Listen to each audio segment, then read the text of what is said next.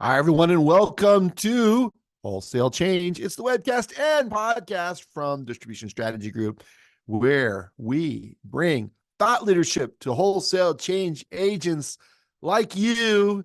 This is Ian Heller from Distribution Strategy Group, along with my business partner and dear friend, Jonathan Vine, PhD. Jonathan, how are you today? Looking forward to another show with you, Ian Heller, my friend and Hey, business partner. that's right. This is going to be a great one, right? I mean, Renata is just brilliant and articulate and wonderful and a gifted leader and cool as can be. So it's going to be a great conversation. I can't wait.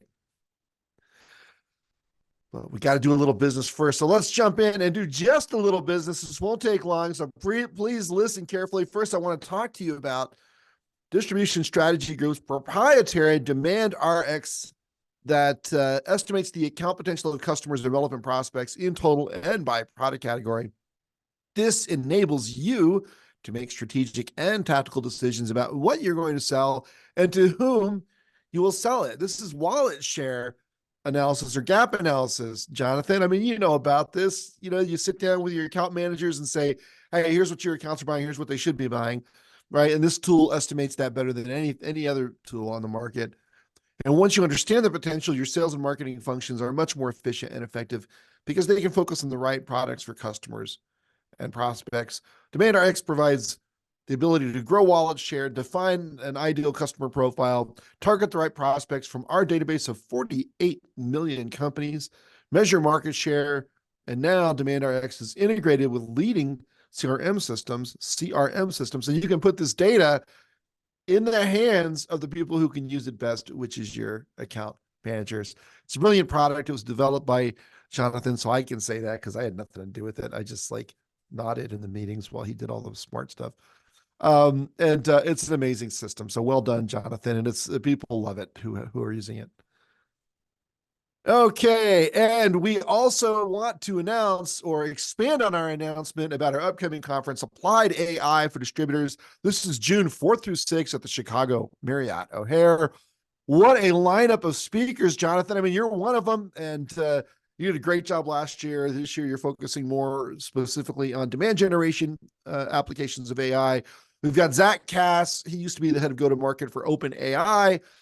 He's really our futurist, brilliant speaker. Brian Walker, who's the chief product officer at Grainger, is going to come in and do a presentation and Q&A about how Grainger is using AI.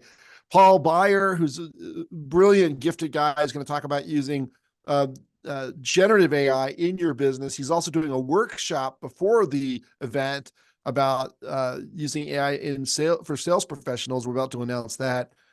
I guess I just did. Mark Brohan, who's a senior VP of B2B and market research for Digital Commerce 360, one of the leading publications about B2B e-commerce, is going to give a synopsis of their research findings about AI in distribution. Then Brooks Hamilton is coming back, another very, very gifted speaker. I mean, we also have panelists from Wesco, and we've got A former CTO from Arrow. Former CTO from Arrow. We've got Arjun, who's the director of machine learning at Wesco. It's just, and I know I'm for leaving people out. This is an amazing speaker lineup. Plus, we'll have 35 technology companies, and we vet every technology company. We've turned some down because we don't think their AI is good enough. We vet the speakers, we vet the slides. They're going to talk about how you can use AI in your distribution enterprise. I mean, this is a mind-blowing, incredible conference. What is it you say about the audience here, Jonathan, versus other conferences? These people are at the very left end of the technology adoption lifecycle, which means innovators and early adopters. Right. Um, right. Yeah. It's not your typical distribution conference where it's a bunch of technology Luddites, right? Right. Right. I mean, this is the one you go to and you go, oh my gosh, everyone here is such a forward thinker about technology. Okay, let's get this party started and oh wait, I got to do a commercial for White Cup. Oh my gosh. White Cup is so important to us and to our content. Okay, so as a distributor, you move a lot of products and you move fast. Sometimes it's hard to tell which actions are actually moving the needle when it comes to your revenue. Maximize every move with White Cup CRM and business intelligence software powered by AI. You'll discover your next best actions at your fingertips, like which products to recommend to increase order value, when customers are most likely to reorder, and who is most likely to buy slow-moving stock. And with sales and marketing automation built for distributors, your team can make the most of every interaction effortlessly. Your next best actions are waiting. Schedule a consultation today at go.whitecupsolutions.com/next best action. That's go.whitecupsolutions.com/next best action. Whitecup, thank you for supporting this program. We really appreciate it. And in fact, our guest today is a Whitecup customer. Okay, now we can bring in the star of today's show, Renata Morgan, the president of Rheem Northeast Distribution. Renata, thanks for joining us on Wholesale Change. Thanks for having me. Excited to be here. Yeah, it's great to have you here. And what I'd like to do is have you walk through your background. We have it up on the screen here for you podcast listeners who can't see it. Renata's going to walk through it anyway. So Renata, why don't you kind of walk through this and tell us about, your achievements and your background.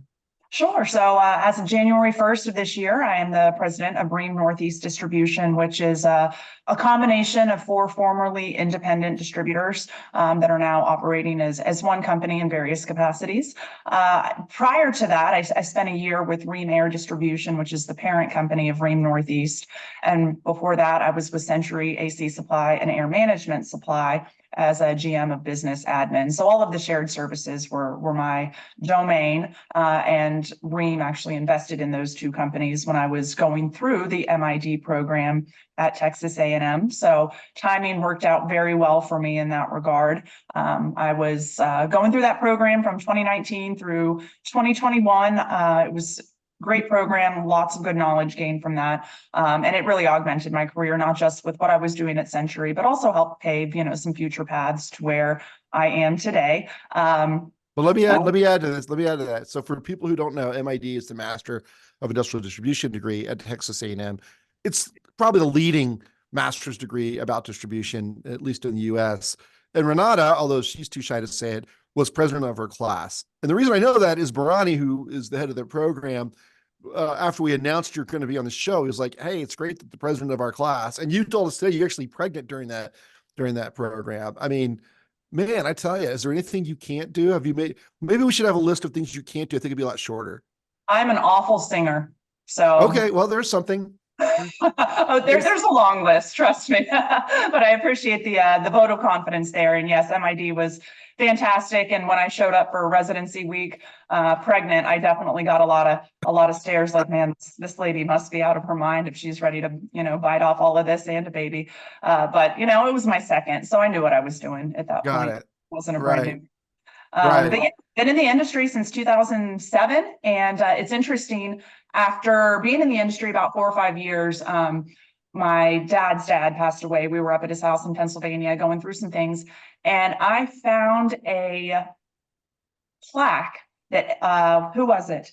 That ASHRAE had given him back on January 25th, 1981, naming him a fellow for ASHRAE. So I started digging, did some Googling, and found out that both of my grandfathers were actually involved in HVAC. The one I just mentioned did a lot of work on commercial systems and like the resonant frequency within buildings to help make it quieter.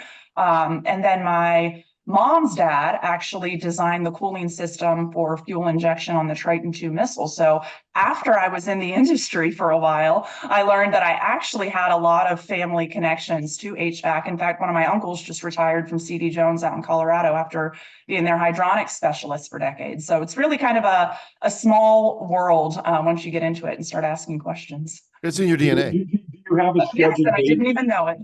Yeah. What's that, Jonathan? Do you have a scheduled date for when your children will become HVAC techs?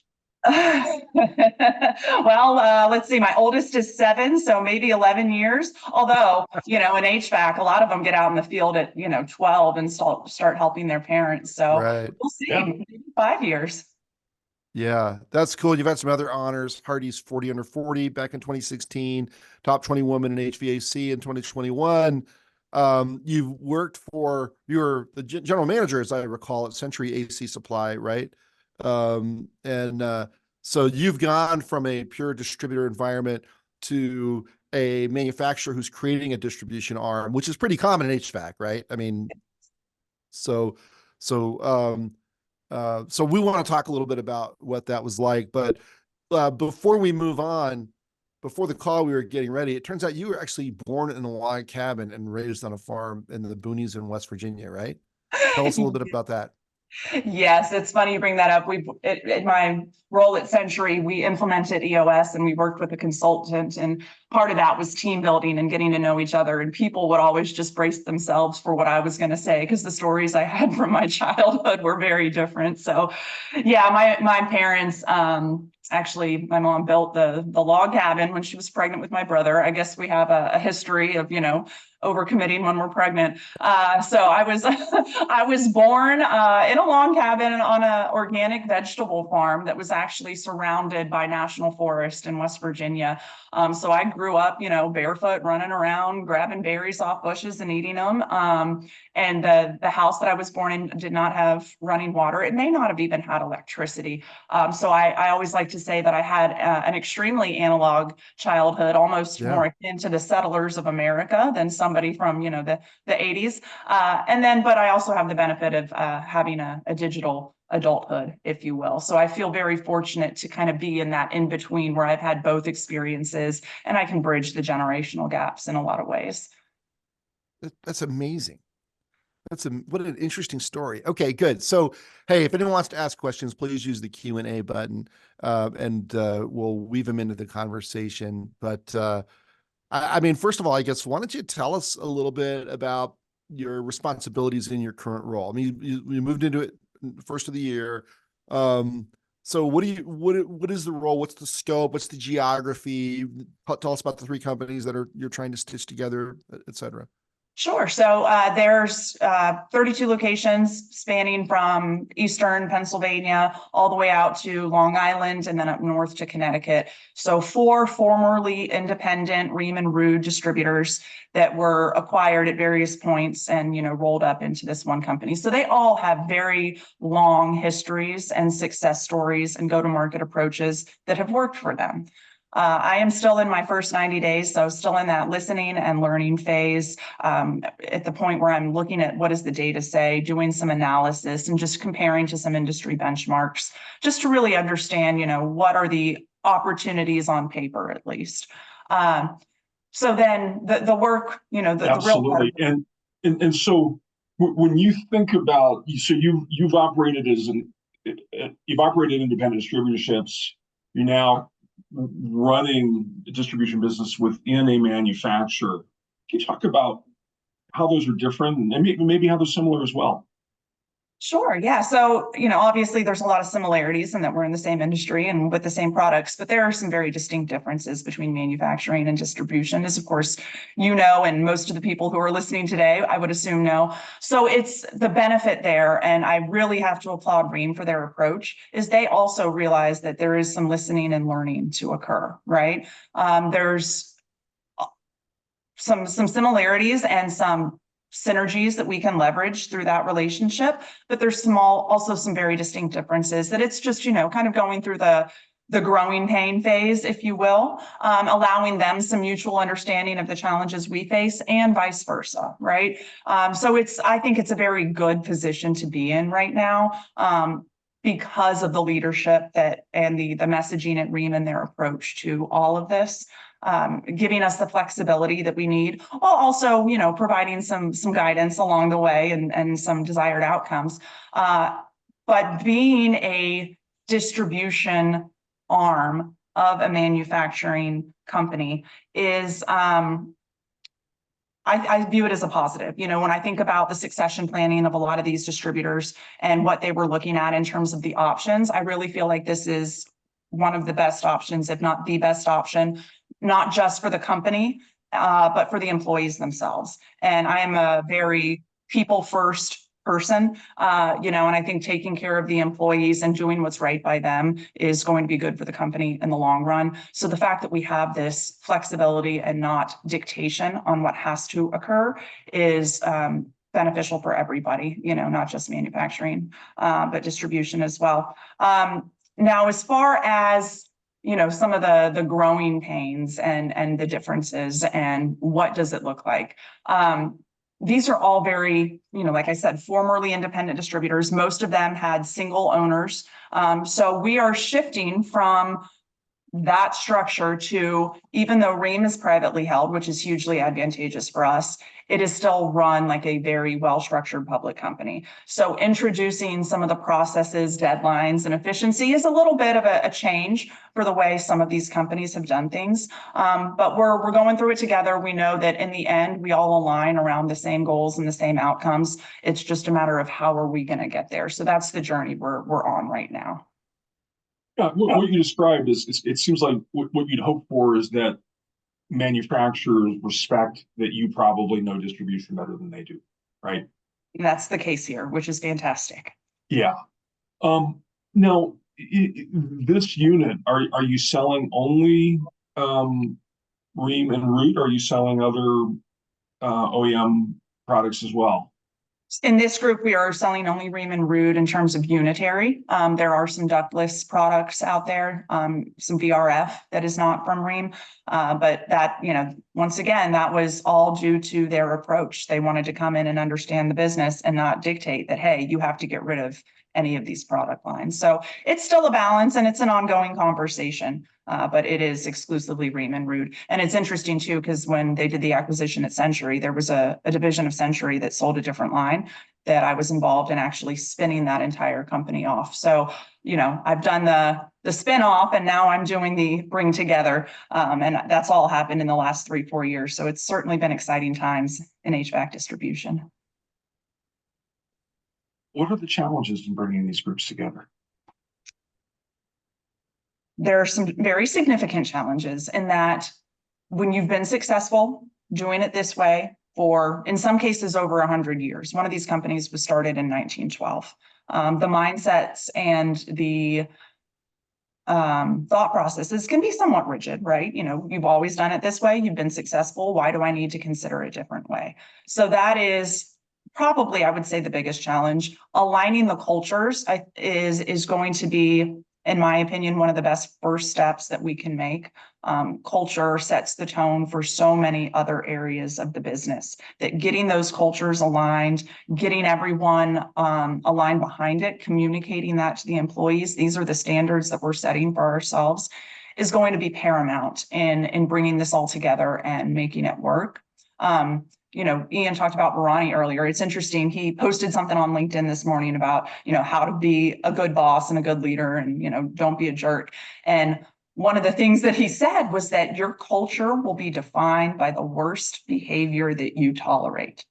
So I thought that was very prudent and something I'll be thinking about here for a while, because setting the tone is so important. Having the right culture is so important, but respecting the history and the legacy that allowed these companies to be successful is equally important. So that's why it's such a challenging position to be in right now. And how do we actually successfully do this, right? And I think having leadership from all of the different companies sitting in a room, talking about this strategically, setting the vision for the company, in 10 years is going to help with that synergy and that momentum we need to really get everyone on the same page, pulling in the same direction and understanding that this is how we are going to operate going forward. And that change management piece can be very, very difficult, especially when you've just gone through an acquisition. There have been additional changes that have come down, and now you're asking me to change my entire mindset and the way I've thought about things for 40 years. So it's not going to be an overnight switch. This is going to be a slow evolution, but there's going to be some hard work and there's going to be some hard conversations along the way. But, I think at the end of the day, once these employees understand that I truly do have their best interest at heart and I really do care about the individual, that we will be able to overcome these challenges together. What's happening with the brands? This actually feeds back into the blending the culture. So is it going to be one brand, or are the 4 brands going to retain their identities? So that's all part of the ongoing conversation. A lot of these brands, you know, being in a market for over 100 years, you get some brand recognition and affinity there. So the current strategy is not to change any of that. It's to continue going to market as these different companies, but we'll be having some discussions about, you know, what is the value? Do we need to consolidate on the back end and have one legal operating entity? There's some value there, but, you know, there's also some downsides. So these are all the conversations that I want to have with the leadership team, so that we can decide what is going to be the best approach. Now, do I have some of my own ideas that I'm bringing to the table and some thoughts about how we should do things? Of course. But I also recognize that, you know, more perspectives, especially in a situation like this, having that history and that knowledge from these, you know, 4 independent companies will be paramount in making sure that this new vision reflects and encompasses the elements that have led to the success of the individuals over time. So, yeah, I it's don't a know. complex answer. Yeah, no, I mean, it's not easy, right? I remember when I took over the VP of marketing at Whitecap, at the time, Whitecap Construction Supply back in 2010, the legacy of the company, or one of the branding legacies, was that they had T-shirts by district. Many of them were very provocative, inappropriate, not professional. And people loved that. A lot of people coming from the legacy companies, because it was a roll up, love that. And I killed it all when I got there. And it was interesting how fast people got the message that this is sending a signal that certain kinds of people are not welcome in our company. And if we're going to recruit the best talent, we have to be respectful of everyone. And so, you know, for what it's worth, there were a few people who said, hey, this isn't for me, and they left. But for the most part, people kind of got the idea that, you know, this isn't, first of all, this stuff was never okay, but it was tolerated. It was in vogue in the 70s and 80s, right? But, you know, you got to operate in the current day, not in the past. And so, you know, and I don't know if you're facing those kinds of barriers. I'm not sure what barriers you're facing, but that was pretty dramatic change, and people were able to make it. So I think We're definitely going through that. You know, I think yeah. I've heard the term the corporatization, if you will. And Yeah, that's because, right, when you're independent and, you know, there's certain things that are tolerated, right? And certain things that, you know, would have been acceptable 40 years ago that maybe, to your point, in today's current age, might not be so much. And there will be some of that, you know. Sure. I came from an independent distributor. I know what we were doing. I remember people smoking in our stores when I first started, you know. So the only constant in life is change, right? And I think that if they see that this is an evolution, we're really not trying to take away anyone's autonomy or their ability to have fun at work. You know, we can still have fun at work, but we can also do it in a way that's professional and respectful. Yeah, that's right. That's very, very well said. I agree completely. Yeah. So what about the systems, like the IT challenges? I mean, you know, those are, I mean, if I think about like integrations, in my experience, the culture is the hardest, but after that is the technology. Is that how you see it? Yes, definitely. I think depending on the situation, but yeah, generally speaking, I think that's very accurate, especially as so many more things are technology driven. So before I even came in, they had made the decision about the ERP. So they did get everyone at least onto a single instance of the ERP. That's probably been the biggest change and shift. Which there's still a lot of work to be done there, right? Anything computer related, you can continue to optimize and improve. So we're continuing to do that. The tech stack is an area where we have a lot of opportunity. You know, you think about companies that have minimal technology integrations, and it's good because there's a blank slate. In a lot of areas in this business, there is no existing solution or no existing expectation. So when you don't have that existing expectation, you know, you can come in and really find something that's good for your business, but also anything is an improvement over nothing, right? So the technology opportunities here are fantastic, but I will say, working with Rheem and being a distribution arm of manufacturing, this is one of the huge advantages for us, in my opinion. The IT team at Rheem is so talented, working on so many great things, and the fact that we can leverage it and collaborate with them is going to allow our businesses to accelerate faster than we would have been able to as an independent. Even if these 4 came together and had formed one company on their own, having that relationship with Rheem is going to make us better smarter, faster. Yeah. What about like employee training? I mean, in my experience with this kind of distributor, being able to answer questions, knowing the products and the HVAC technology, right, is really an important. It's like a table stakes in my experience. Is that what you're finding, and how do you accomplish that? Or It maybe is differentiate? absolutely. They even talk about it in distribution, counter sales. It's its own language, knowing the item nomenclature and the descriptions and being able to find the exact item that the person in front of you needs when they don't even know what they need. And you've got 15,000 SKUs to choose from. That is a talent.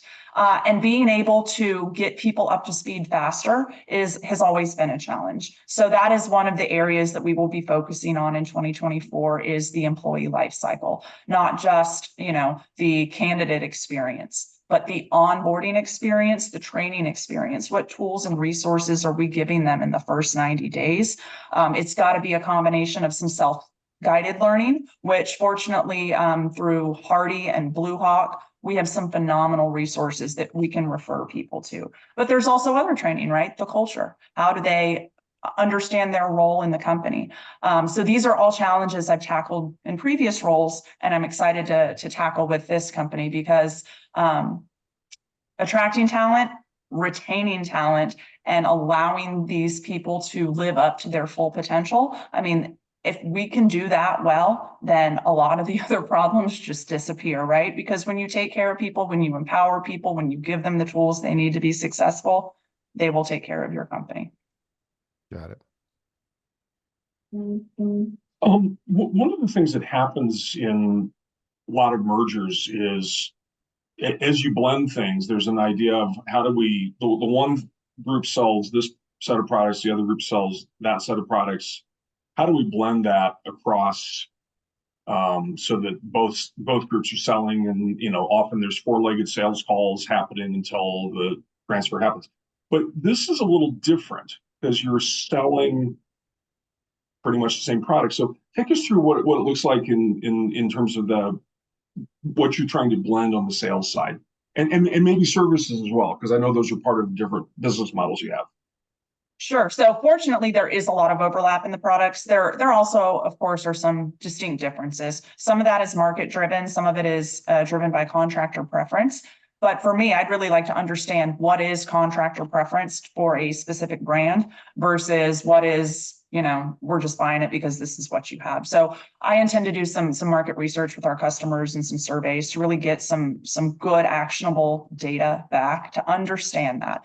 Because, the people that have been selling these products for so long typically will have, a preference for one brand over the other that they may think applies to their customers when it actually doesn't. So understanding where is the brand preference truly hardly ingrained, where we should not look at, combining, versus where are customers less sensitive to what brand it comes from. They're more focused on the product and the specs of that product than who the manufacturer is. So identifying those opportunities and then bringing them all together is going to be very helpful. And then there's another initiative running in tandem with that. You guys talked about your Applied AI for Distributor conference, and big fan of it. I heard great things about the show last year from people that were able to attend. Unfortunately, I was not able to.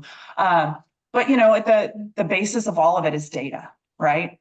And having good data to be able to build these models on and to be able to cross-reference is just paramount to our success. So that's one of the initiatives we're working on right now across all of Rheem's air distribution, is normalizing that product data and finding where those commonalities are. Because, one system may have called it, 1, 2, 3, another system may have called it ABC. And even if they're like supplier part number maintenance is off by a character, the process of merging all that can be a big challenge. So there's what I view as some very foundational building block efforts that we've got to get through, and then we can start, building the castle on top of it. But by the way, I think there's an interesting AI app for just that use case you mentioned. You look at mergers and reconciling SKU and part numbers. If you had product descriptions, I think AI could easily say, yeah, these two things might be the same. Here's a set of things that are the same. Here's a set of things that might be the same, blah, blah, blah. Because whether the next acquisition you do, even if it's just a $10 million distributor, for this particular task you're describing is just as hard as if you acquire a $50 million distributor or $100 million, right? You're right. And there is a solution that they're working with. I'm not sure if it's AI powered though. If there's an opportunity there, we could certainly accomplish things a little faster. So, I mean, go ahead, Jonathan. Go ahead. Well, I was going to say, maybe you have a chance to innovate. Maybe start tossing stuff into ChatGPT and saying, which of these things are the same?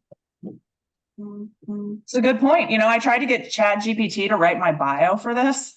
Mm-hmm. It wrote an excellent bio for someone that was not me. It's still hallucinating on that a lot, right? Yeah, I need to feed it more data. Yeah. It's interesting. Actually, there's Sam Altman is on the Lex Friedman podcast. There's a 2-hour interview. I'm about 20 minutes into it, so it'll be interesting. I'm eager to hear what he has to say.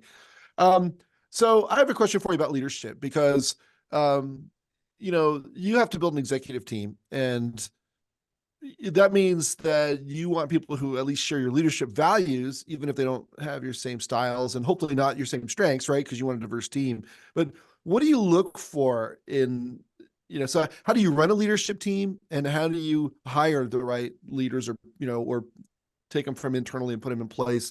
What's your thinking about building a leadership team?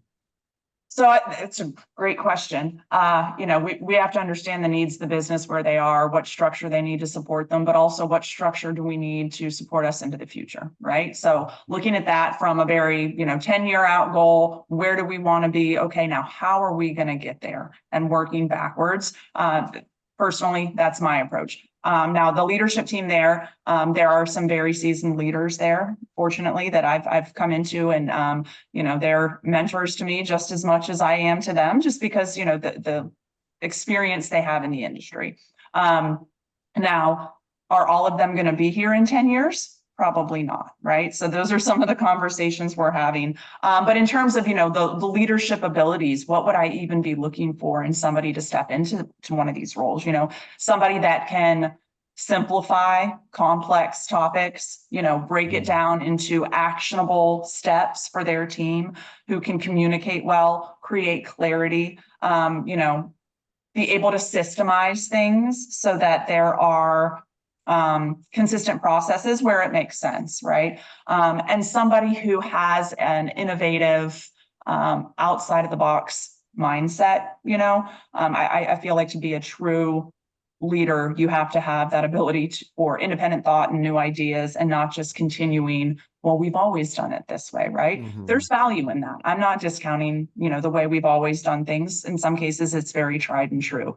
In other cases, it might be time to shake it up a bit. So having people that are open-minded enough to consider alternate approaches would be a key attribute in my opinion.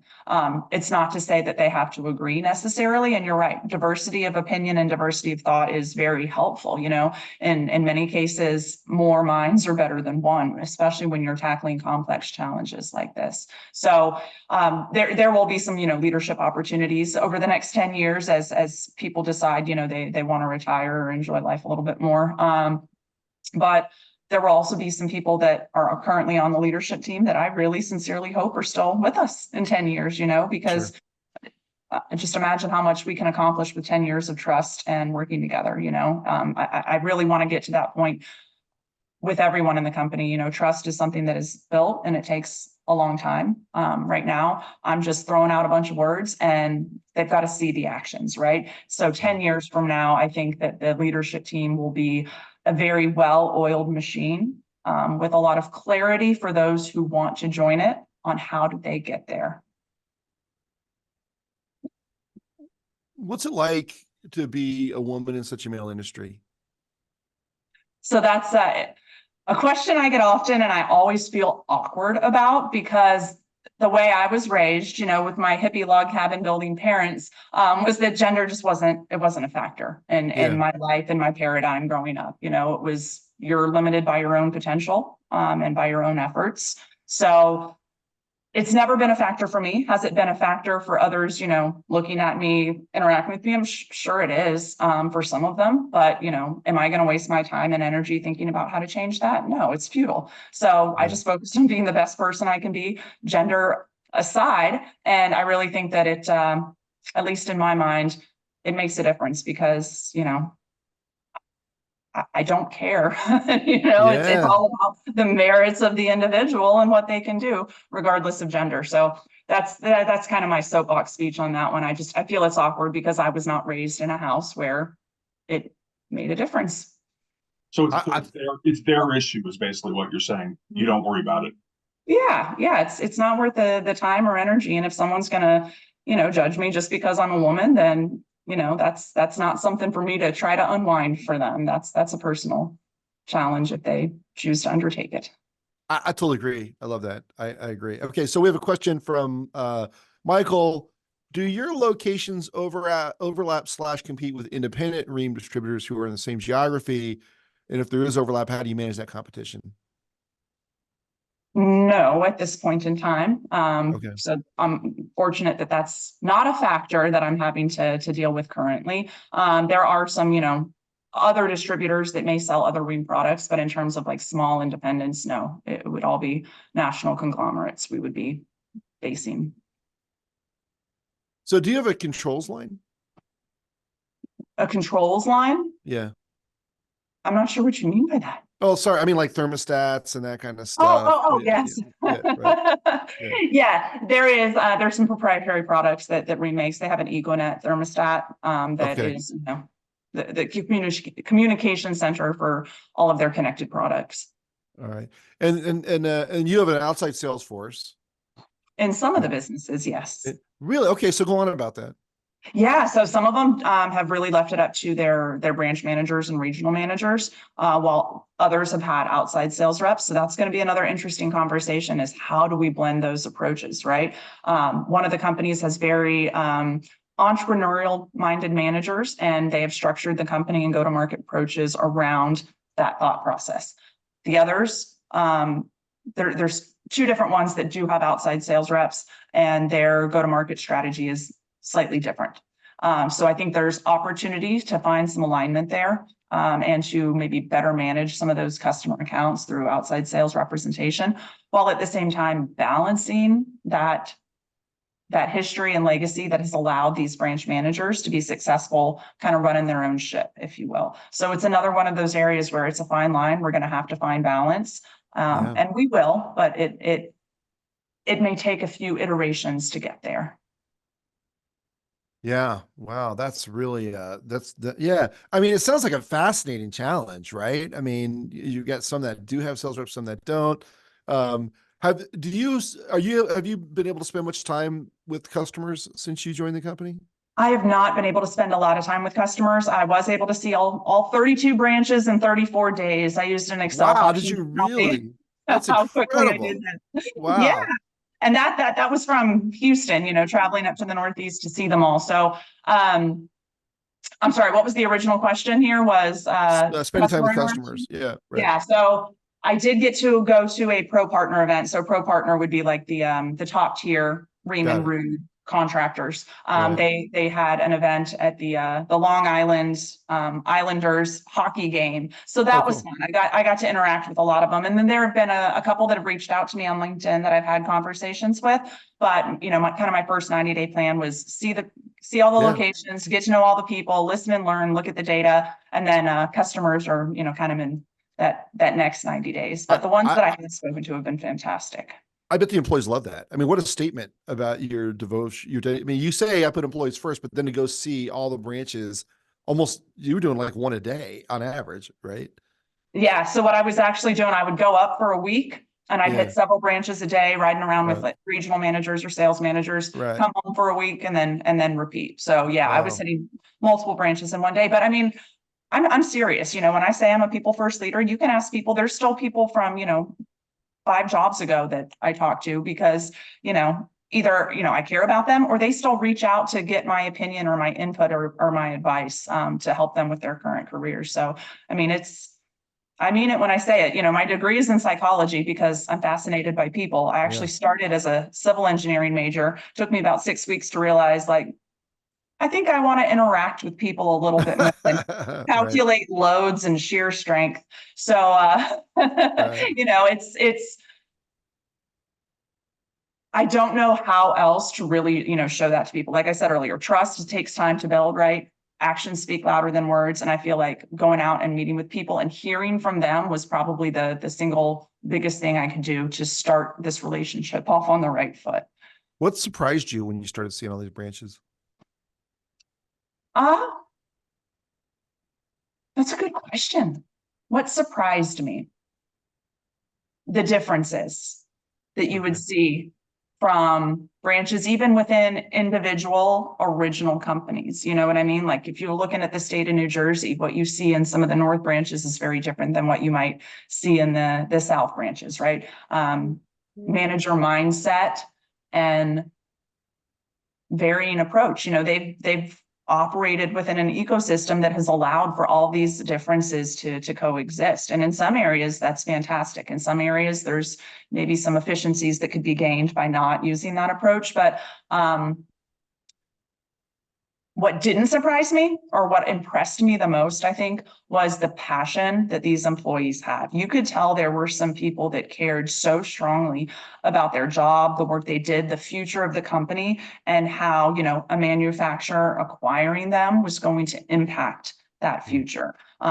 There was concern, but there were also a lot of people that were willing to have very open and honest conversations with me and give me critical feedback that I can take and incorporate when we do all of this vision setting and strategy work, because there's people that care very deeply, and we want to take those opinions into account in setting this future vision and letting them know that they're heard, they're valued, they're important, and their contributions have not gone unnoticed. Is there a future of additional acquisitions over time?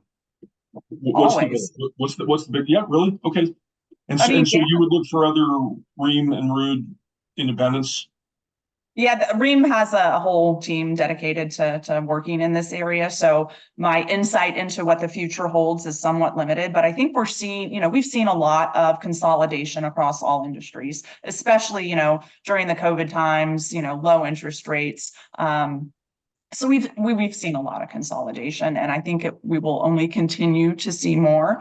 It's just a matter of what opportunities are out there, right? As the consolidations have happened, the number of targets has been reduced, and in some areas, there might be good opportunities on paper, but when you look at it culturally, systematically, they might not align so well. So that's another area where I have to kind of tip my cap to Rheem and their approach to this is, if it doesn't make sense, or if there's some lack of alignment, they won't pursue it. And I appreciate that, because trying to fit a, round peg into a square hole is painful for everyone.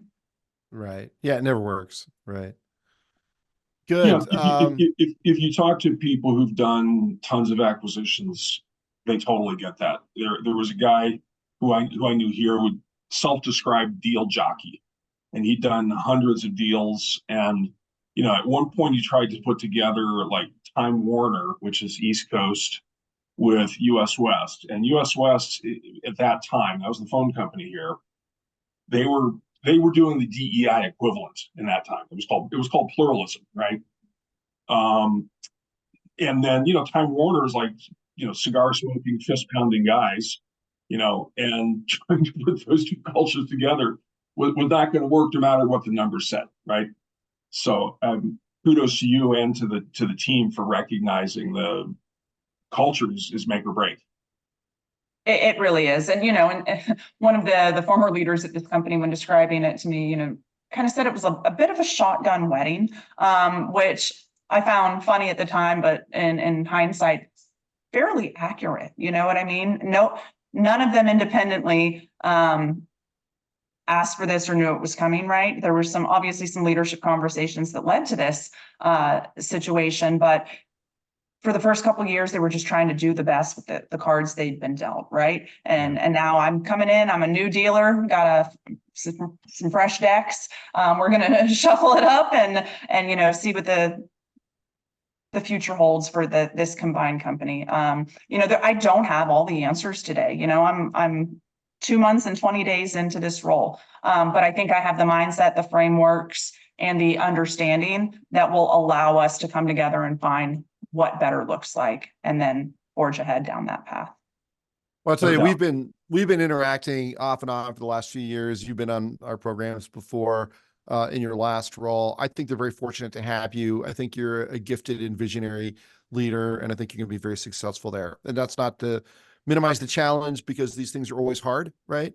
But they chose the right person for the role. Thank you. I appreciate it. Yeah, no, I mean it I mean that as a cold hard assessment. That's not flattery. That's a fact. So I'll be interested to see, you know, what your success is and how fast you succeed. But let us know if we can help with anything, because you're a friend of the company and a friend of the show. And we wish you nothing but the best. So thank you. I appreciate that. You bet. Okay, so I'm going to wrap up here real quick. We've got a couple ads. If you will please hang on for just a minute.